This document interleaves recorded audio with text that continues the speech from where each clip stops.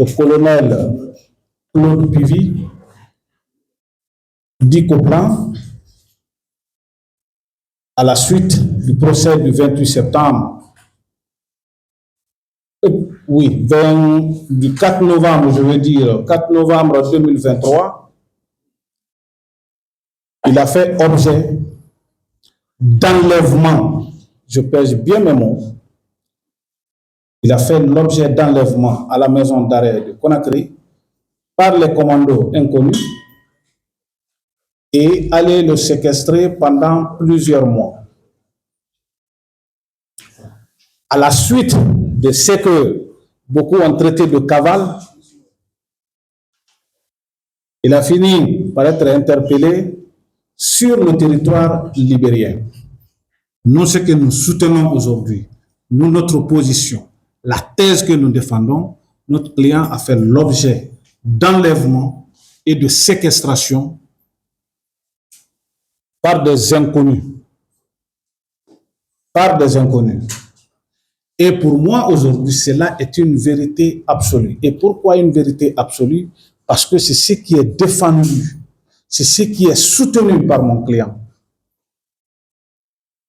Aujourd'hui, nous l'assistons, mais ce qu'il a vécu, c'est vécu. Quand il nous explique avec toutes les doses de sincérité, c'est ce qu'on doit appuyer. C'est ce qu'on appelle en droit la ligne de défense. C'est cela notre ligne de défense. Nous ne savons pas d'abord totalement ce qui nous attend. Nous ne pouvons pas mettre les charrues avant les bœufs, parce que depuis son arrivée, il n'y a eu aucune inculpation pour le moment le concernant. Il faut souligner son état de santé. Je pense que les images qui ont circulé, même sur les réseaux sociaux, en disent long. Nous sommes rentrés en contact avec lui. Aujourd'hui, on a passé plusieurs dizaines de minutes ensemble. L'homme est affaibli, il est fatigué, et aujourd'hui, s'il faut d'ailleurs se focaliser sur quelque chose, je pense qu'il a besoin d'abord des soins adéquats. Parce que les situations ou les circonstances dans lesquelles il se trouvait, aujourd'hui, pour qu'on parle de quoi que ce soit, il faudrait quand même que le monsieur retrouve sa santé. Parce que si aujourd'hui, on parle du colonel Claude Pivy avec tout ce qu'on peut mettre comme des articles, parce qu'il est encore en vie, ça c'est une sollicitation à travers vos différents micros que nous soulignons pour le moment. Peut-être les circonstances dans lesquelles notre client a quitté Conakry, il y avait des enjeux. L'enjeu sécuritaire et aussi sa survie. Il lui revenait de prendre des décisions. Est-ce que, avec tout ce qui s'est passé en me rendant comme ça, est-ce que je peux avoir la vie sauve ou pas? Cette décision lui revenait. Lui, il est parti au Libéria parce que il se dit être malade, se soigner et se rendre. C'est dans ce cadre-là, lui, il est parti. Se soigner et revenir. Et vous avez dit tout à l'heure qu'il a été arrêté en compagnie d'un de ses amis. C'est celui qui l'hébergeait. Ce n'est pas son ami. C'est un bienfaiteur pour lui. Et le même commando qu'il a enlevé qu'il a amené au village et qu'il a amené au village. Ce n'était même pas un seul commando. Je vous informe qu'ils étaient au nombre de 4. D'accord, ok. Peut-être que nous n'avons pas peut-être la même compréhension. Ok, des commandos alors. Qui l'ont enlevé, ok, c'est bon. Qui l'ont enlevé, c'est ceux qui l'ont amené jusqu'à son village. C'est eux qui l'ont pris et l'ont amené jusqu'au territoire libérien. Voilà. Nous sommes formels là-dessus. Aussi. L'autre question, le nom de son fils a été beaucoup cité dans l'enlèvement, puisque vous soutenez la thèse d'enlèvement. Est-ce qu'il vous a parlé de Vernon Pivy impliqué dans cette affaire? Merci. Merci, monsieur le journaliste. Votre question est d'une importance capitale parce que les échanges qu'on a eus avec le client, on a abordé ce sujet parce qu'il est fondamental, il est important qu'il y ait d'éclaircissement sur ce point. Par rapport à son lieu de détention, je pense que cela ne fait l'ombre d'aucun doute maintenant parce que monsieur le ministre de la Justice, garde des Sceaux, ministre des Droits de l'Homme, a déjà communiqué là-dessus. Il n'y a plus un secret de polichinelle. Il faut se prononcer là-dessus. Et aujourd'hui, il est placé en détention à la maison d'arrêt de Koya. Voilà. L'autre question. Et par rapport à son fils, je suis aujourd'hui en mesure de vous dire, avant le 4 novembre, notre client n'était pas en contact avec son fils.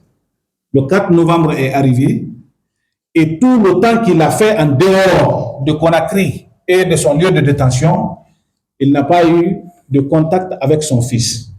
Ce qu'il veut dire par là, il n'a été ni de près, ni de loin associé à ce qui s'est passé le 4 novembre 2023 à la maison centrale de Conakry. Le traitement de notre client est sous toutes les formes. Il a droit à un médecin de là où il est. Il a des médicaments.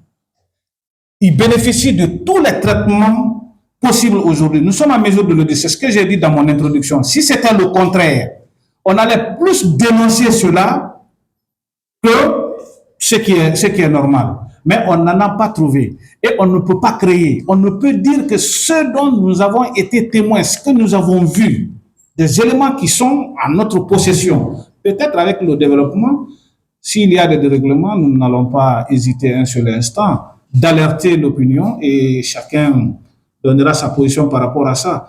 Et pour cette question, je pense qu'il n'y a pas d'inquiétude à ce niveau parce que tout se passe bien. Est-ce que vous connaissez en droit, ou si vous voulez le droit de la défense, c'est quoi la vérité absolue? C'est la vérité de votre client.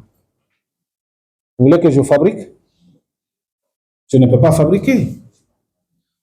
Mon client me dit, j'ai été enlevé. Il nous a même montré des cicatrices sur son genou. Quand il a bagarré pour qu'il puisse s'échapper, il n'a pas pu s'échapper, il n'a pas pu. Et cela a fait qu'on l'a amené, il était dans les mains de ses ravisseurs, et c'est de là-bas il a été ramené au Libéria. Que voulez-vous, chers journalistes, que j'apporte de démenti à ce qu'il a raconté? Je pense que je ne peux pas, je ne suis pas en mesure de dire le contraire de ce qu'il ne m'a pas dit. Voilà. Les informations avant cette conférence de presse,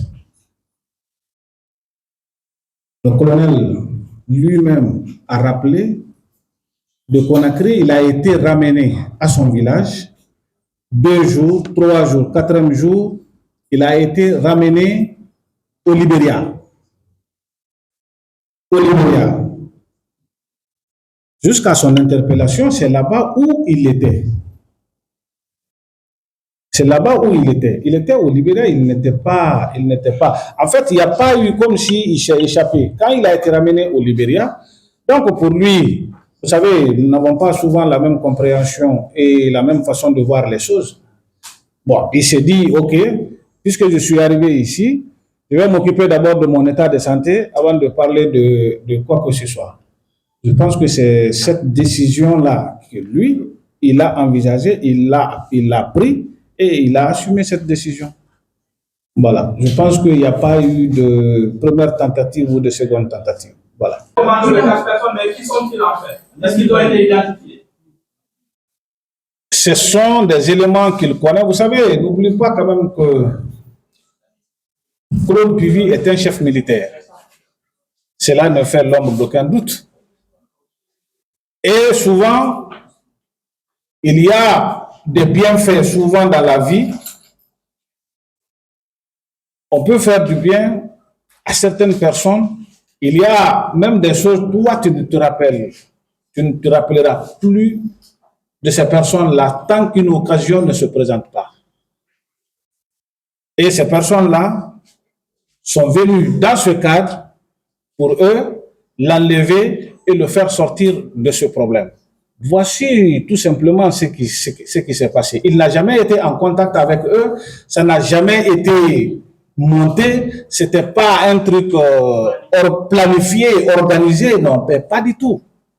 Il s'est retrouvé dans cette situation. Et même si vous prenez l'exemple sur les autres, sinon si c'était seulement adressé au colonel, lui seul, peut-être qu'il en était vraiment à qui on voulait rendre service, mais à l'issue de ça, le président d'Addis, le colonel Tcheboro, le colonel Blaise Goumou ont tous été enlevés.